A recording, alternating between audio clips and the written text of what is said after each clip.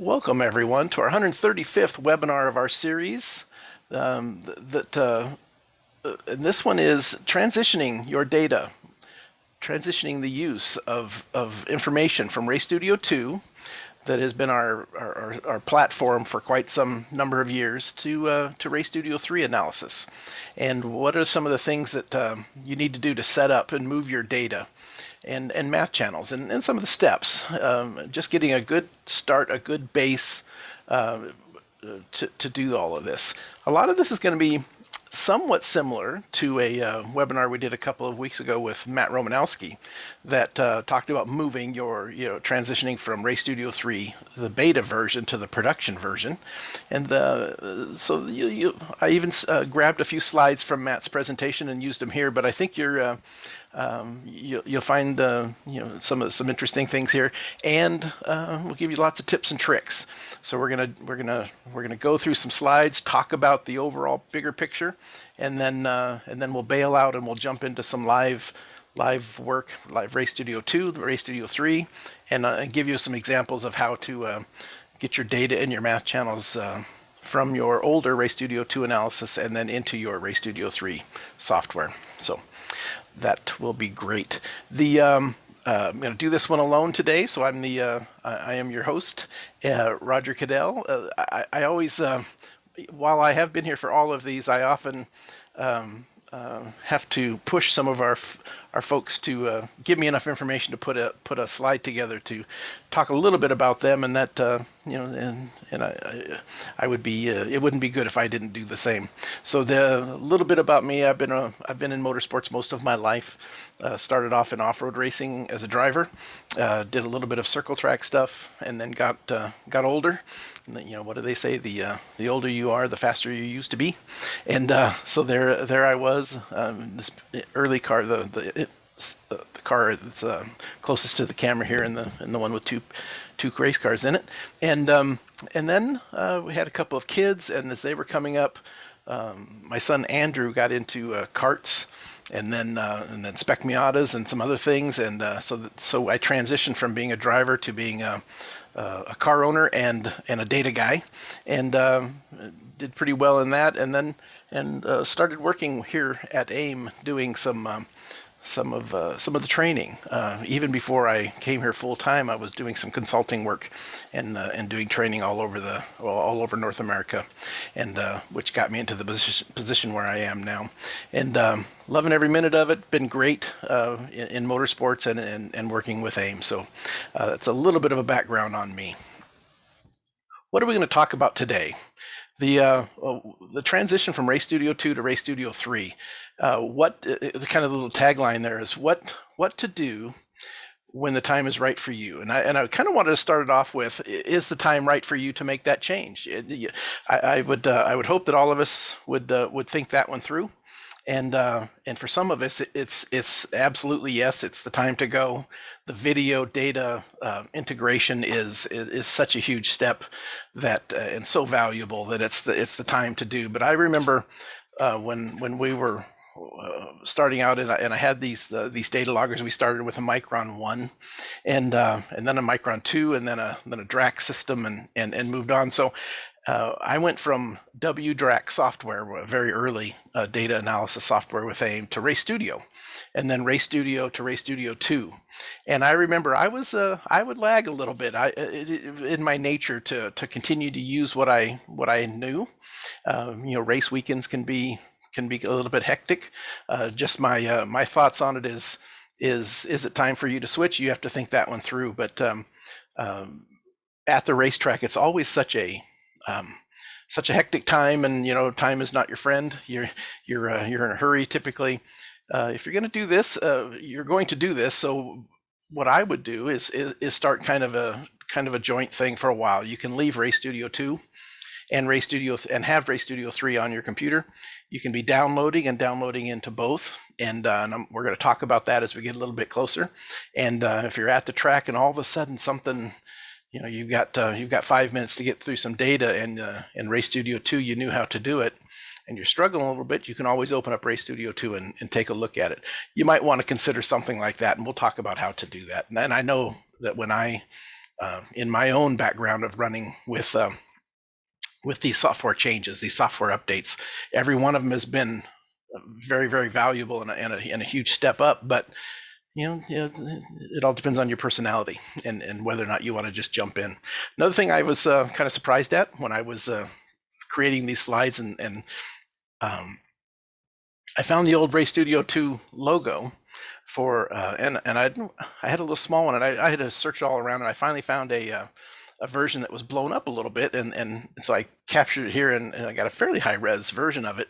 And I never did realize, and maybe some of you did, but on the old AIM Ray Studio Analysis logo, it's the Americas that are showing on the globe behind. I assumed it was be Europe, but I don't know why it struck me as kind of funny, but there it was. So kind of interesting. So we're going to talk about what to do and when is the time is right. So let's start off with what can be transferred, electronically transferred. You've got your Ray Studio 2 data on your laptop, and there are some things that we can just export out and then do an import in. All of the information the information will be brought over, and some other things will not. And what can be transferred electronically is your data, the actual data files, and your math channels.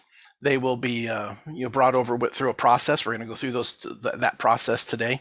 And what cannot be transferred, but let's not set our sights too high here.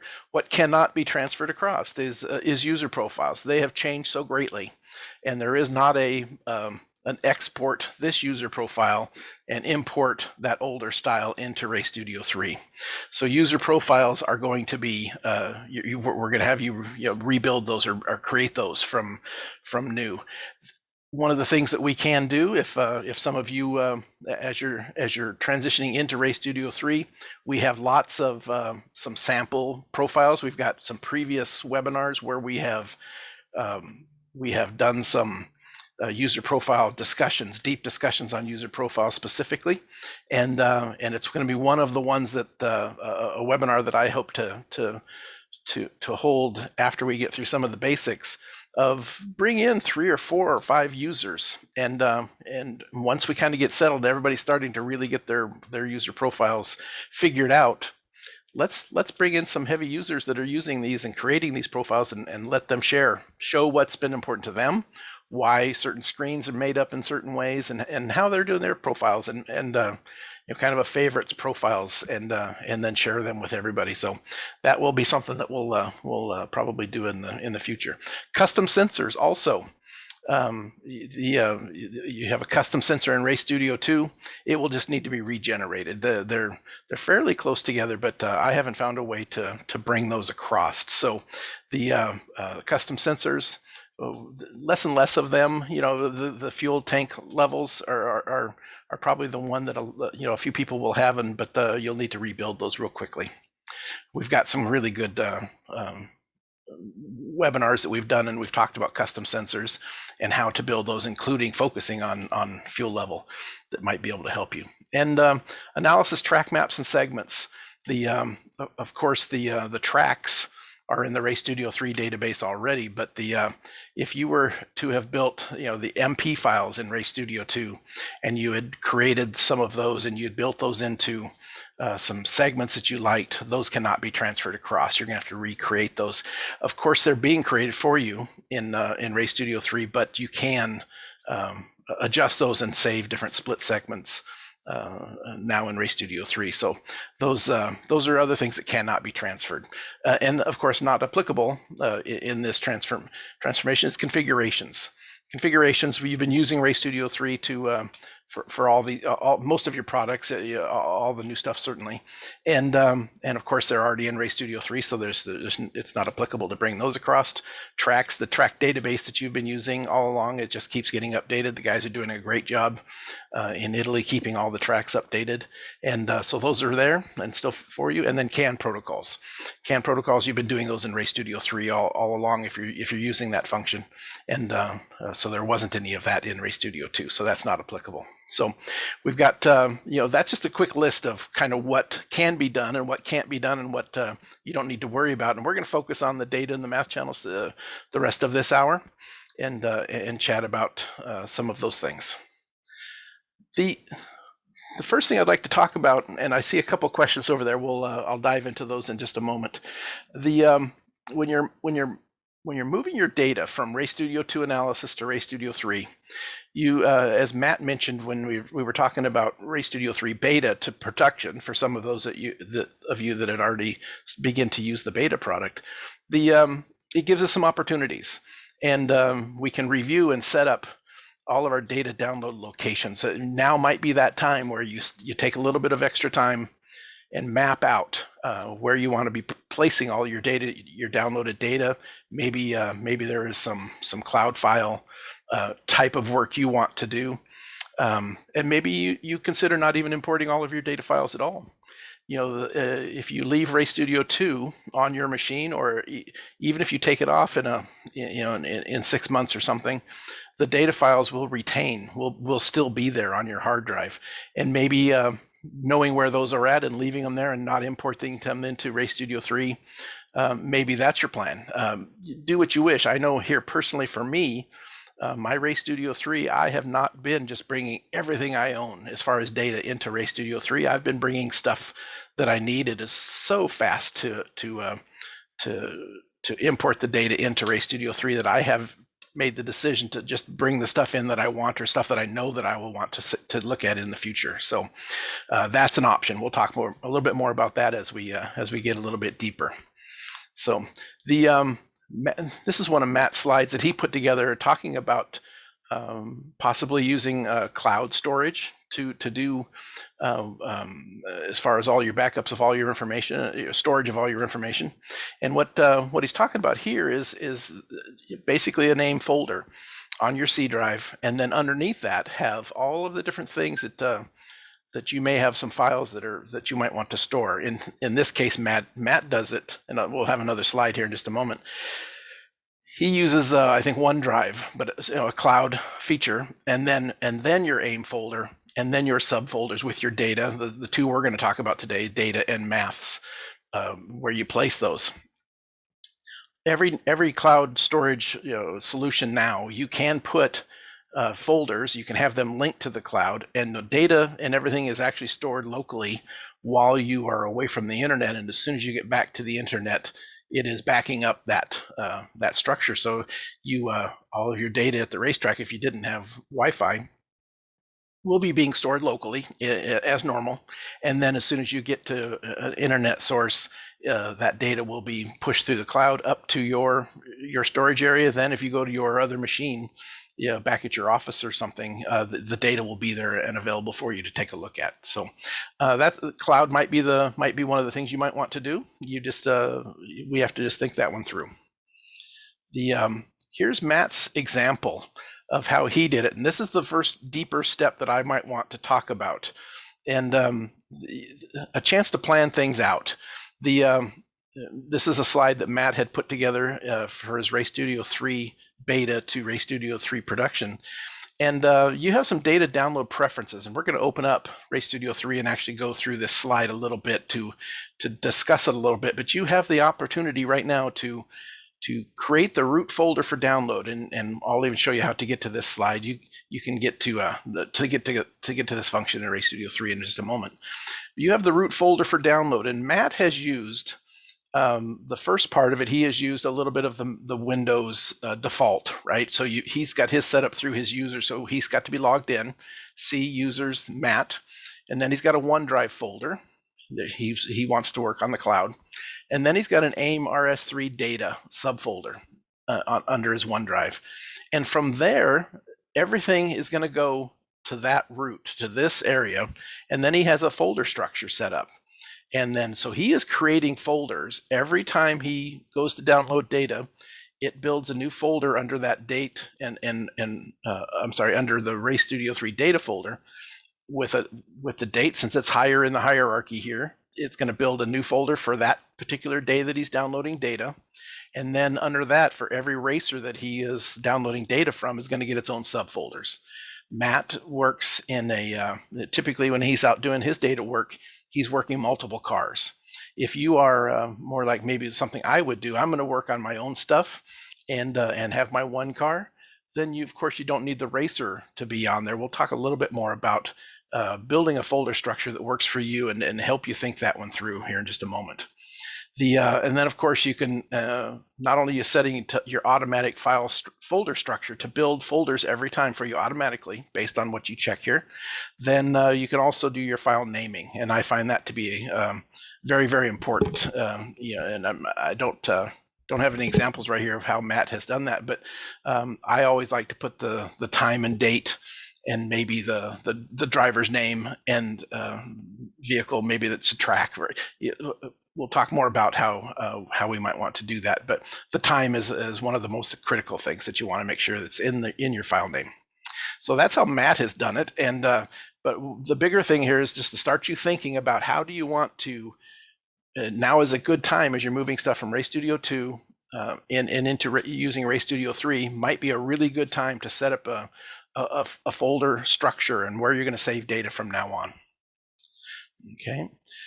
RayStudio 2 is going to give you some options. That one of the big things I wanted to talk about today was, okay, I've got RayStudio 2 loaded on my machine, and you have some options here. How do I go find out where that data is, and then what are my options for either understanding where it's at and leaving it there and using RayStudio 3 just to import it, or do I grab my data that I've got stored in my RayStudio 2 folders that I might want to move it all into a single location or some sort of a folder structure and kind of start afresh with RayStudio 3. Those are calls that you're going to have to make. But I wanted to talk about this, and I'm going to go to live data to get deeper into some of the options we have in RayStudio 2. But we can, at your test database tab that I'm showing here, if you scroll to the right, some of you may not have spent much time over there, but every one of those is showing where the data is that you're looking at in RayStudio 3, in RayStudio 2, and there's a file path of exactly where the data is, and of course the file name, and that's where that data is located. Both RayStudio 2 and RayStudio 3 are not housing the data. You have to kind of wrap your head around how this works. They're just creating links to wherever you've stored the data. You can have data all over your computer in different folders, all over the different places.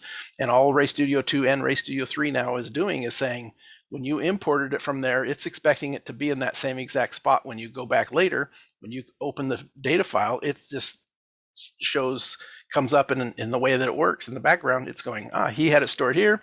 Boom, that's where it's at, and let's go look at the data file and go to work, right? You don't have to have it all in one folder structure, but it's better for backing up and other things. RayStudio 3 and RayStudio 2 work very similar in those things. So we're going to talk about that with some live data here in a moment and give you some tips and tricks on what data do you want to get it out, how to sort this around, and how to be able to export the files. Either find out where they're at or export them and move them on your computer, move copies of them on your computer into areas where RayStudio 3 can grab and take a look at those.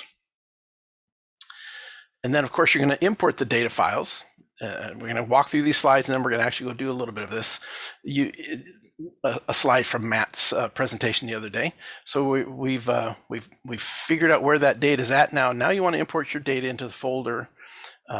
And grab them, and RayStudio 3 has an import function that Matt talked about. You can also drag and drop into this window, as we talked about a couple of weeks ago during Matt's presentation. The option, as soon as you hit that import, you're going to given a tool, and this is so powerful for these massive files that you're going to be bringing in. Maybe it's 10, maybe it's 100, maybe it's 1,000. I do not know, but when you go to import it into RayStudio 3, you can import a file, or you can import an entire folder structure. And let's say you have created a folder structure of AIM Sports data, and then all your subfolders start. If you grab that data folder, higher up in the hierarchy of the folders, it will grab everything that's below it, right? In the subfolders and bring it all in. So it very easy to get the data in once you've got it stored. So we're going to talk more about finding out where your data is at, and then possibly moving it into a better structure.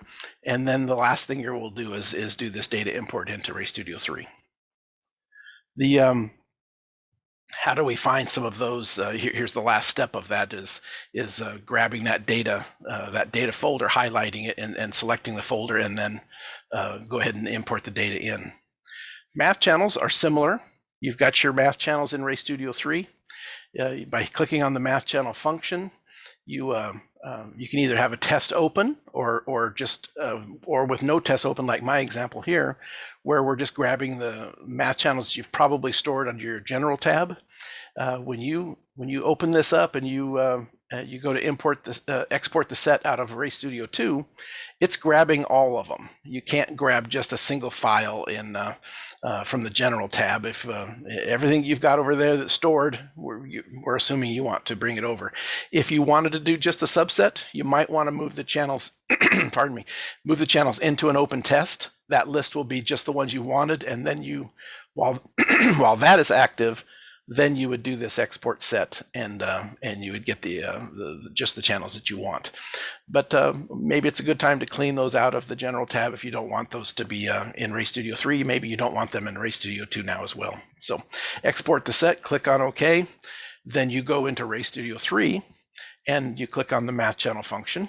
There's an import button, and you have the ability here. The import function is set up to import either the new math channel formats, which is AJMC as an extension, or the older Ray Studio 2 file extensions of AMC.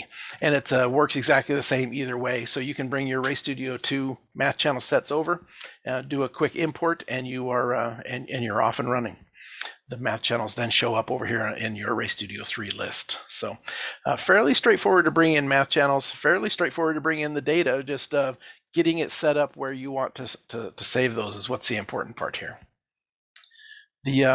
Let's jump into some live data. Let's talk about, I'm going to start with Ray Studio 2 though. Let's talk a little bit about, okay, how do I find my data? Some of the stuff we just talked about in the slides, but I wanted to get into some live stuff to walk through a few of the different options.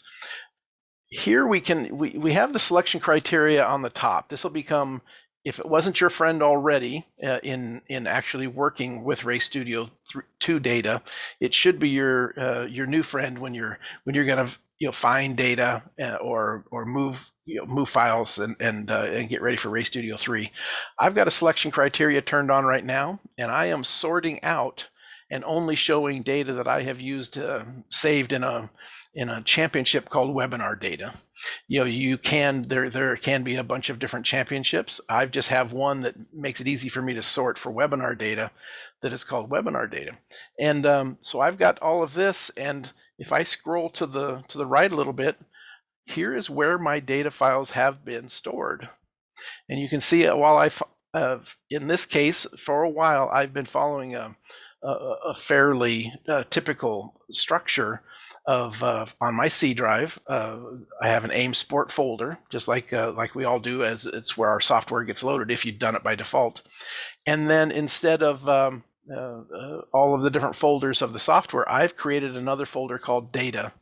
And then under that, there are a bunch of subfolders. And that's where my data has been going for a long time. And then underneath, there's maybe some subfolders under there, depending on how I set it up. So this file path gives you the idea of where the data that is important to you. So you could use your selection criteria to find the test that you are going to want to bring over into Ray Studio 3.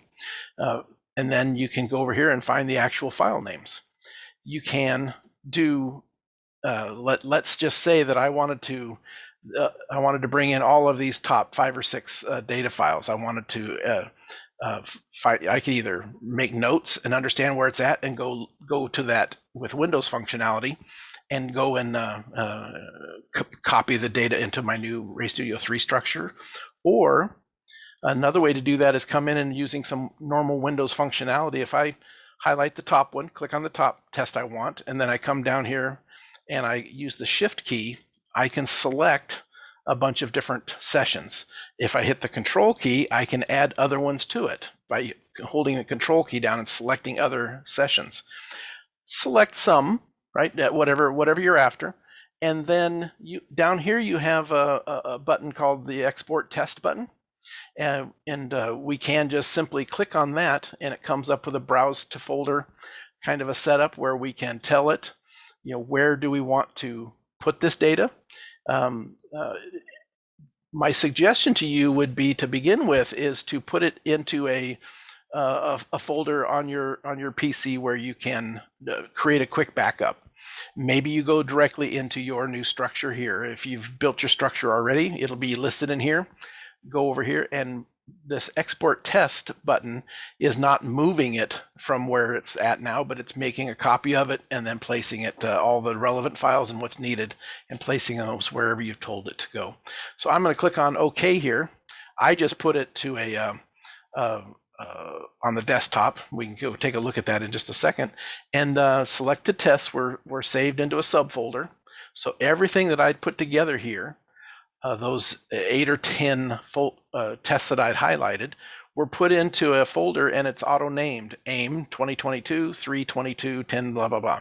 And all that really is it starts with AIM, because that's what it was created, and then it's just time working backwards. So it's year, month, day, minute, hour, minute, seconds of your local time, and it sticks it into a folder. That means you could run through here and say, okay, and then come back in here and find some more, and export the test, and put it to my desktop, and click on that. And now those 5 or 6 tests were put into a folder. You can do many of these. I've done 100 or 200 at a time, exporting them out. There will come a time, depending on the speed of your machine, that I have found little problems if I've tried to do 500 of them or something on an old laptop, as it's writing all of those out. I've had a couple times I've had issues, so I would keep it to maybe 50 tests at a time and put them out into subfolders. It might just be might be worthwhile. One other thing I wanted to talk about as just a way to look at this is there's another subset, the right-click functionality. If you don't remember, if you wanted to go directly to the test folder, we can go, I'll just do one of them here, right to the open that test folder. If you wanted to, it opened up on the other window. Where did it go? There it is. It went right to that subfolder, and there's all the stuff that's in that subfolder. So if you wanted to move it manually using Windows tools, that right-click and open the test folder is one way, or you can export the test like we just talked about it. We can email the test, where you could throw it right to your email account, and it'll create those attachments, but it will send it to software. So you make sure you change the to if you're going to email the test to yourself. So keep that in mind. There are a few ways of grabbing the data. The other thing that I would do, a couple other ways of sorting this to make this a little bit easier. Donald asked, can I export my data from my Evo 4 in Ray Studio 2 into Ray Studio 3? Yes, if it had a DRK file, which is the old style data files, and the GPK file, which is the GPS piece, it can be exported and then imported into Ray Studio 3. Of course, there are some of the older file types. Maybe there are a few of those strong functionality in Ray Studio 3 that may not work as well for you. Some of the video data linkage needs the XRK file format, let's say. But some of the older files, certainly they'll come in there and you can do all your data analysis with some of the new tools. The only one that I can think of that won't work well is the data video linkage. So absolutely. The other thing that I'd like you to do is think about, what other ways is it to find the data that you want to export out, make it a little easier for you? Maybe you want to grab all of the data from a certain driver. So if you come in here and use, again, the selection criteria and find all the data from a certain driver, and let's turn off the championship, and there's all the data from a certain driver. Okay, and then it's easier to come in and grab, hit the top one, shift bottom, and export all of that driver's tests. Maybe that's how you want to handle it. Maybe you want to handle it instead of the driver. Let's unlock all that. Maybe everything from certain vehicles. And I don't even know what I didn't make a. let's do a race boat. All of the data from a certain vehicle as you've named it in the vehicles, right? Now, boom, easy to get all that data and bring it over. And then the last one, of course, is, let's unlock that, is you can sort by track and grab all the data from a certain track, and let's say Daytona, and there you've got all the data that you've got stored from Daytona, and maybe even then you can put together those things. I only want stuff from Daytona within a certain car. That's all I want to bring over into Race Studio 3 now. Find it, highlight it, shift and shift the next one, and right click and export those tests, put them in a folder. Put them into your Race Studio 3 folder structure, or a temporary folder that you're going to eventually pull into Race Studio 3. So a bunch of different ways to sort this information to get it to where you want. You're probably going to have maybe thousands of tests, and do you want to bring it all over? I don't know.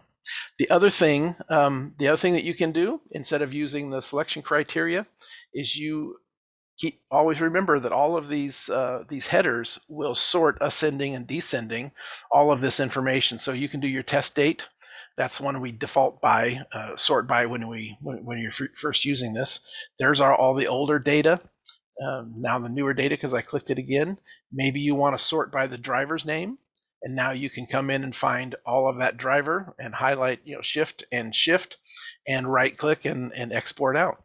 So remember that you can do that. Different vehicles, you can sort by the vehicles, championships if you've sorted your data and give them names that way, or by tracks, or by the file path even.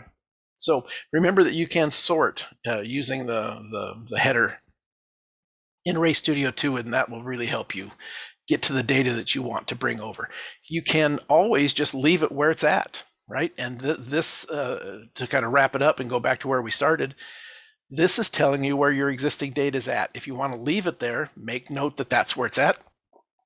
Go to Race Studio 3 and do that. Go to C Aim Sport Data and do that import into Race Studio 3, and everything below data will come in, right? If you've already got a nice structure, you just do it import by folder type, and you're off and running. And then you'll have the data available in both Race Studio 3 and Race Studio 2. So perfect. Let's check out any questions.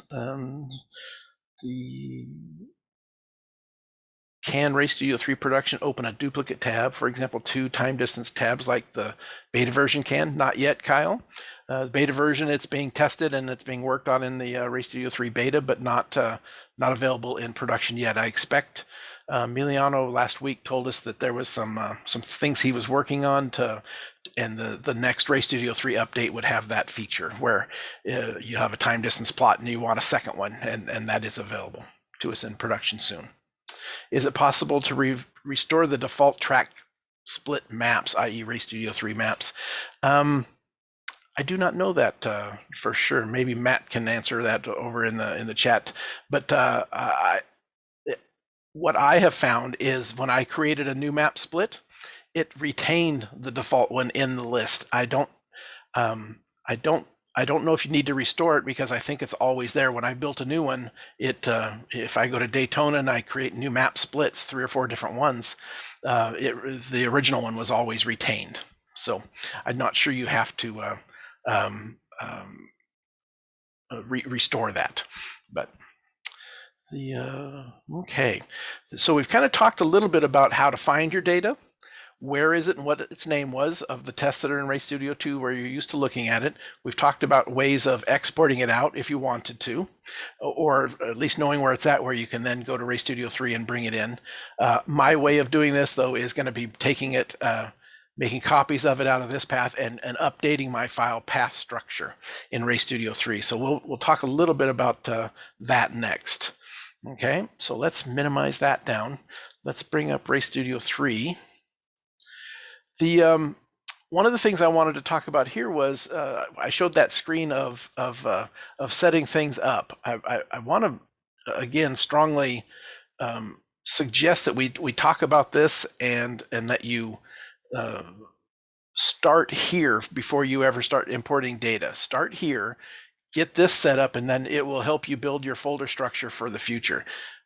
remember I showed the screen and Matt had created a data folder underneath his OneDrive folder, so he could have cloud backup. Perfectly good way of doing it. Something I'm certainly probably going to change here myself. But right now, it's up to you. Pick your root folder for download. Open up this data download preferences dialog box. If you didn't see where I did that, it's up here in the preferences icon, and then the data download. And that dialog box will open. I really want to focus on two things here, two tabs at least: the data download data tab and the advanced tab. Here, I want you to think about it in your mind, come up with a plan. I have decided I'm going to store everything under, of course, on the C drive, under the AimSport folder, and I've created a data folder, just like I did before, right, in RStudio 2, and you can change that by clicking on this change button, and that's the root folder for download. Real important, because RStudio 3 is automated, and you can. It's asking you for a folder structure and a file name structure, but it needs to know where you want to kind of start. So I've told it I want it into this nice single little data folder, so I can back that up easy. And then the folder structure, and this is going to be different for everyone that's out there. In my the way that I do typical work is I want subfolders built. Every time I download data, when I go to the track, I want another subfolder for that date, and everything I download that date will go into a subfolder. So it would be AimSport /data, and then there's going to be a March 22nd, folder, and then underneath that, in my case, because I'm making this like you're a racer with a single car, kind of our typical user. There's no reason to have subfolders under the vehicles unless you have multiple vehicles. If you do, you would want to check that box next. Then every date, and then you'd have subfolders for every vehicle you downloaded from. If you have multiple drivers of the same vehicle, maybe you had a subfolder for the different racer, and that's automatically filled in from the test properties when you download your data. Okay, but in my case, it's just a single folder. I want a new folder every time I'm at the track that's a new day. And then you have the option of your file name, your automated file naming. And again, you need to think this one through and just set it up before you ever start. In my case, I want the date and the time to be in the file name. And that's really important, because if you don't do that and you just use the track and the racer, right, Roger at Seattle, the second time you download a file, and some of you may have seen this, you'll end up with that error message that says this file already exists. Do you want to overwrite it? And you're freaking out. So always include the date and the time. You may want it to lead off the file. If you wanted it to have the racer's name, turn that on. And if you want the racer's name to be first and then the time, these little arrows over here will just bump that up, and you can have now the example of your file name is going to be racer _ the date and the time .xrk. Okay, so you set that up on how you want your file naming structure to be. Do it once, do it early, and then from then on it'll just automatically be adding these for you. So for me though, I'm just gonna have the date and the time, and once you get this set up, you're there. This is an important piece. And then I'm going to jump over to the advanced tab. We have other videos where we talk about every function in this dialog box, but the other one that's important for this transition from RStudio 2 to 3 is the analysis mode checkboxes under the advanced tab. Think about these and what you want to do. For me right now, as we're transitioning, I'm checking both, and what that really is doing is when you connect your data logger to your computer and you push the button and you say download the data, it takes the data files and puts them into your RStudio 2 database, and it also brings it in and puts it over into the RStudio 3 database. It may be putting the data in the exact same spot physically on your hard drive, but it's including it into the RStudio 2 and 3 databases. So what that means for you is up here in the upper corner, when you've downloaded your data, and let's say it's something that it's something about suspension analysis, and Ray Studio 3 does not have that specific functionality yet. So you might open it up in Ray Studio 2. Because you've checked this, there's no additional importing needed. It's going to be there when you open up your Ray Studio 2 software. Or maybe you want to bring it and open it up in Ray Studio 3. The data is going to be there because you have both of these checked. Down the road, as you're becoming more and more familiar and more comfortable in using Ray Studio 3 all the time, uncheck the 2 and only throw the data into the Ray Studio 3 database. And I'm going to click on OK. And the reason that that's not scary to you, it's like, oh, do I have to make this choice? And then, the data, I never can look at it again. It is so very easy in Ray Studio 2 or 3 to, once you've got this structure down and you know where that data file is, even if you didn't include it, you could just simply go to import the test and go to that, that file and that folder and go find that suspension test that you wanted. Of course, I don't have it there, but boom, and then import it, and then it's in your Ray Studio 2. So while you are automating some things by that Ray Studio 3 checkbox underneath the data download preferences under the advanced tab, while you're automating it here, once you get down the road a little bit and don't want to continue to do that, it's not the end of the world to grab a data file and go back to Ray Studio 2 if there's something you want to do there. So keep that in mind. And it's the same thing if you forgot to check Ray Studio 3 and you left it like this. It's not the end of the world. The data is being downloaded in these locations, and you could easily go in and import that data, and then of course remember to come in and tell it to automatically be added to the database, so you don't have to do that every time. Okay, wanted to go over that real quickly because that's a big part of your transition from Ray Studio 3 to Ray Studio 2. So that automated file naming. Okay, perfect.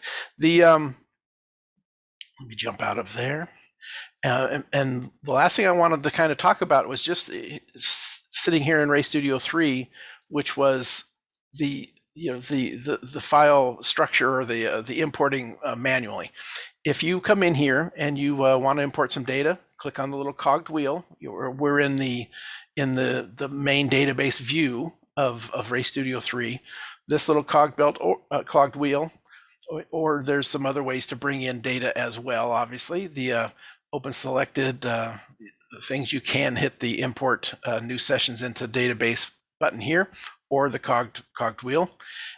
Import, it's asking you to where you want to go, and if you want to import an entire folder, I'm not going to make this last step, but I've got it pointed to desktop right now, but all my data is under C and under AIM Sport and under data. If I click that right now, it would take all of these data files that you see. I've got a whole bunch of them, and it would bring them all in. All of my data for a couple of years has been going under this structure with subnames, subfolders underneath that. And then I try to name those in such a way that are either their webinar files or they are support, or somebody asked me a question. It's important in my position too, and all of support folks, that data is safe and it's confidential. So I will often, well, there's one right there, right? No share. There is a bunch of those that if I were to go down maybe into underneath some of these folders, you would either see no share or support data, and those are keywords to me that nobody ever gets to see that data, right? I have other stuff that is maybe in here, and it's sample data, and it's good for sharing. So something that support folks need to worry about, maybe not you as much. But I've now gone in and I've told it exactly where it is, and if I clicked that button under data and selected it, it would begin this process of bringing in all probably 1,500 files and bringing those into here. I've made the choice to only bring in the stuff that I want because it is so quick and easy for me to go out and grab a data file if I want to show it in here, and I want it to be able to even though we've got the search functions and all of that, I wanted to make it a little bit less data files over here. So, but that's just my call. You have options, right? Okay. Perfect. And then I think that was most of what I wanted to share. If you have any questions, make sure you kind of throw those into the question box as we kind of start to jump back in here. The this process is not going to be as physically hard as you might think. I mean, just the steps to actually do it. If I go back to the beginning here, that transition from Ray Studio 3 to Ray Studio 2 to Ray Studio 3, the biggest issue is going to be planning it out and making sure that you get the data where you want it.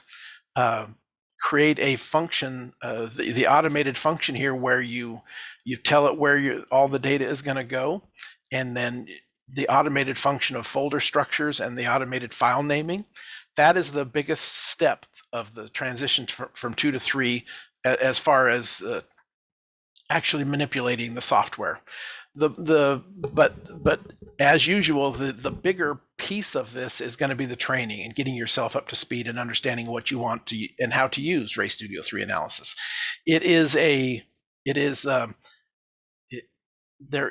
similar enough to Ray Studio 2 where we can look at it, and your measures, your channels are on one side. You got a main window. The icons are in very similar places, and some of the icons are pretty close.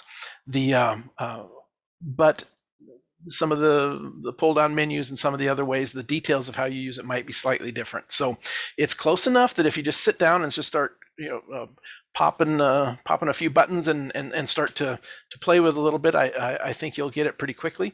We're going to be here building webinars for the next couple of months. That's where I wanted to go next with my slide as we kind of start to close this one down. We've got a lot of videos that we've done already, obviously. A little over 200 videos now. All of our webinars end up there at YouTube, and go take a look at some of them. They're if you're watching this later on YouTube, you know that there's a bunch there, and do some search. You'll find some interesting topics. The customer support things that we do, we work very hard, and all of our guys that are out there are working extremely hard to give the customer support. If you don't see them at the track, give us a call at our 800 number, the tech support line. Bruce asked the question, syncing videos. The same thing kind of applies, and Matt talked about it. Had a little graph here. Put your videos. It is actually a good topic I probably should have covered, but the syncing of the videos is automated in Ray Studio 2. Ray Studio 3. When you are sorry about this.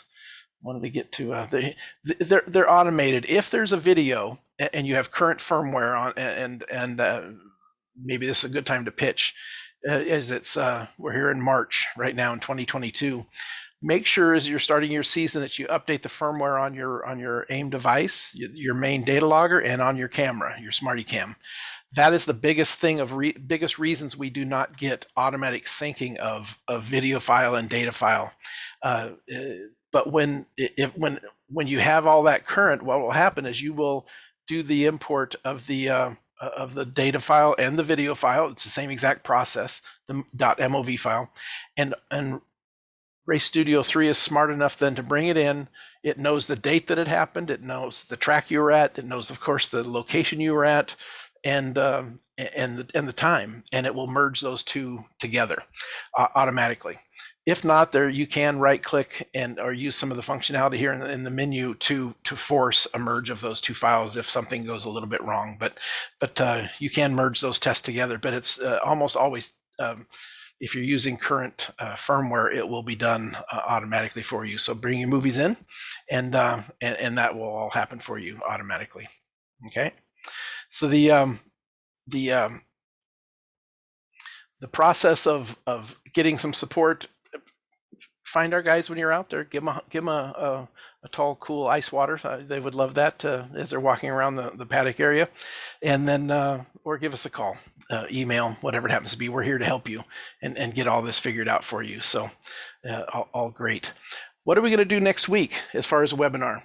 We're going to start a process on the next slide. I'll show you something. But the next week, the best use of the time distance function. What we're going to do for the next 6 or 7 webinars is we're basically going to go through RStudio 3 analysis, and you've got your different function buttons across the top here.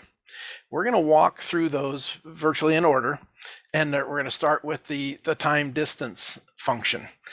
So we're gonna I don't know who we're going to bring in with me. I'm probably going to have a co-host. I just haven't figured it out yet. Haven't been able to rope somebody into it yet. But we'll come in and we're going to focus on nothing but the time distance function. What are all the options you can set? What are all these buttons about? You know, how to use it, the best use of it. And we're going to make these 6 or 8 function buttons. We're going to do a video on a webinar on each one of them and make them standalone. And for those of you that are watching this later on YouTube, if you even look down at this one here, we have done 3 of these that are similar, that are RStudio 3 focused since we've made it production. RStudio 3 analysis is now in production. These links will be right there at the top of the of all of these different webinars that we're going to do. So you'll be able to go in and watch one of them and then say, oh, you know, now that I've learned a little bit about the time distance function, I've got some questions about the scatter function. There'll be a link right in the YouTube videos, and I'm going to keep updating that every week as we do another one. I will go back in all of the RStudio 3 analysis focused webinars. We'll have this list of the latest training that you can go to and read about, watch some of these different things. So next week, the best use of the time distance function. It's going to be in depth about what we can do inside of that one. This will be a little bit challenging as I kind of close this down. This will be a little bit challenging because while all of these different functions come open when you first click on the button and create the tab, and now you have a time distance tab, it starts with a time distance graph, right? But you can, in all of RStudio 3, add a scatter plot right next to this, right? So this will be a little bit of we're certainly going to focus on the time distance functionality, but we'll also talk about the ability to add other functionality into the time distance tab there. So there'll be some crossover, but it'll be fun and interesting to talk about each one of these and give you what we know, and make these where they're standalone videos that can be looked at for a long time. So here is where we're going to be heading for the next bunch of webinars. We're going to cover all of them. If there's something here you don't see that's not an actual button in RStudio 3, drop me an email note. I'm more than happy to continue to tweak and adjust. These are tentative dates that we're going to do these, but if something comes up or I start getting a lot of email questions about certain things, we adjust our webinar schedule and bump something up so we can solve some user questions in the best way we can with some webinar topics. So keep that in mind. I appreciate everybody being here. I appreciate all of you that are watching this on YouTube later. Here's my contact information. If there's something that I created more questions than I did answers today, that happens obviously. Drop me a note, roger@aimsports.com. More than happy to help you answer some of those. And again, we're doing these as fast as we can. More and more webinars on the RStudio 3 stuff. It's an exciting time with the new software. It's evolving and getting better all the time. We're looking at beta versions that are solving some of the questions that I've actually seen today in the chat box and in some of the questions. Hopefully you'll see those in a new RStudio 3 production version here in the next few days. So all good, all great. Thank you everybody for coming. I appreciate it. Looking forward to seeing everybody here next Tuesday. It'll be great. And we're going to talk about the time distance function. So see you all next Tuesday.